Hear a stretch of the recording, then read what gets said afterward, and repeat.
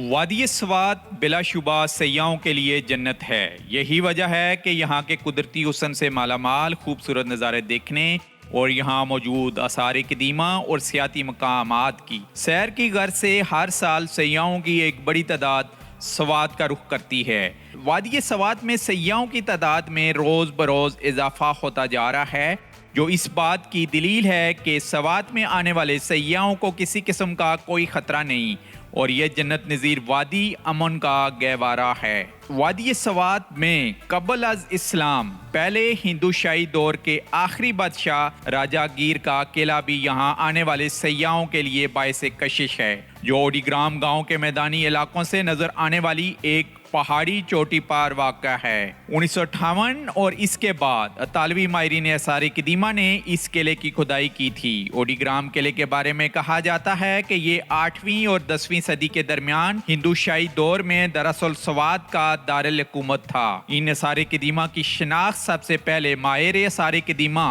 Oral سٹین نے کی تھی۔ ماہرین آثار قدیمہ کے مطابق اس جگہ سکندر اعظم نے ایک معرکہ بھی سر کیا تھا، جبکہ اطالوی آثار قدیمہ کے مشن کے سربراہ ڈاکٹر لوکو ماریا کے مطابق یہ وہی قلعہ ہے جہاں محمود غزنوی نے قبضہ کرنے کے بعد وادی سوات میں دین اسلام کو پھیلایا۔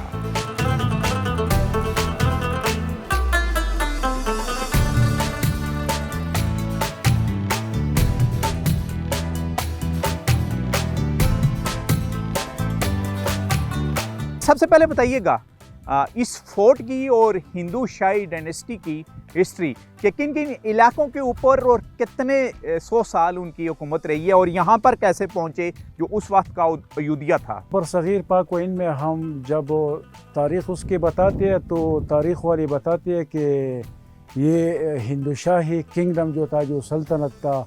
یہ دریائے چناب سے لے کر ہندو کش کے پہاڑوں تک اور ادھر افغانستان زبل یا کابل تک یہ ان کا دارالخلافہ تھا۔ یہ تقریباً 200 سال یہ ڈائنیسٹی انہوں نے حکومت کی اور آخر میں 10ویں صدی کے آخر میں بتاتے ہیں کہ آخر میں ان کے ایک کنگ جے پال آیا تو وہ ایک بہادر رولر اور سولجر تھا۔ یہ قلعہ کس مقصد کے لیے بنایا گیا تھا؟ اصل میں یہ قلعہ ہندو شاہی سے پہلے بدھسٹ کا ایک کنگ ہے، کنگ اندرا بتی کا تھا۔ کنگ اندرا بتی کا بیسیکلی تھا، جس نے ودیانا پیتا ایک کمنٹری اس نے واجرایانہ بدھزم پہ لکھا ہے اور اس نے کہا ہے کہ یہ وہی علاقہ ہے وڈی گرام اورا جہاں پدما سمبھاوا سیکنڈ بدھما لوٹس فلاور سے پیدا ہوا، اور 7 سینچری اینڈ میں بتاتے ہیں 8 سینچری ایڈی کی شروع میں ادھر چونکہ بدھی زوال میں تھا، ڈکے میں تھا، ادھر سے چل کر سیم یہ ٹیمپل کی بنیاد اس نے تبت میں رکھی، لیکن بعد میں پھر ہندو شاہی بعد میں آ کر یہ قلعہ انہوں نے اس پہ قبضہ کیا اور یہ قلعہ انہوں نے سنبھال لیا۔ یہاں کون سا مارکا ہوا؟ تاریخ کا مشہور مارکا، اس راجہ گیر اس وقت کا جو جنرل تھا ہندو شاہی کا، اس کو کس نے شکست؟ تاریخی بکس میں جو ہم نے پڑھا ہے کہ جب یہاں مسلمانوں کی لشکریں پہنچی تو یہاں نک پخیل ایک ایریا ہے ملاکنڈ پاس میں، یہاں نک پخیل آپر سوات آتے تو اس نے اپنی لشکروں کو 2 حصوں میں تقسیم کیا۔ ایک لشکر نک پخی آپر سوات گئی اور ایک ادھر وڈی گرام اورا آگے۔ یہاں ہندو کا قبضہ تھا، راجہ گیرا آخری چیف تھا ان کا۔ تو نیچی مسلمان لشکر تھی، پیر خوشحال خان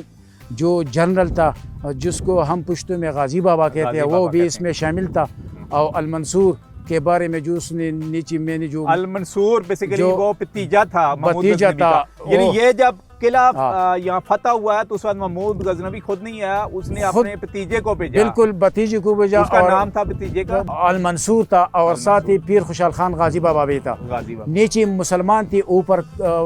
ہندو تھے، اوپر سے تیر برساتے تھے، تو نیچے سے پیر خوشحال خان غازی بابا نے نیچے سے پانی کا سسٹم ختم کر دیا، پھر ہندو اوپر تنگ آ کر نیچے سیول جنگ ہو گئی۔ تو کہتے ہیں کہ اس لڑائی میں بہت سی مسلمان شہید ہو گئے، لیکن آخری پتہ مسلمانوں کو مل گیا اور یہ قلعہ انہوں نے فتح کر یہ پتہ انہوں نے قلعہ فتح، اور اسلام کے انٹروڈکشن محمود کے لشکروں سے ادھر ہوئے۔ اور ہم بھی ادھر جانتے ہیں کہ وڈی گرام بلو گرام یہ ہندو کی پرانی نام ہے، راجہ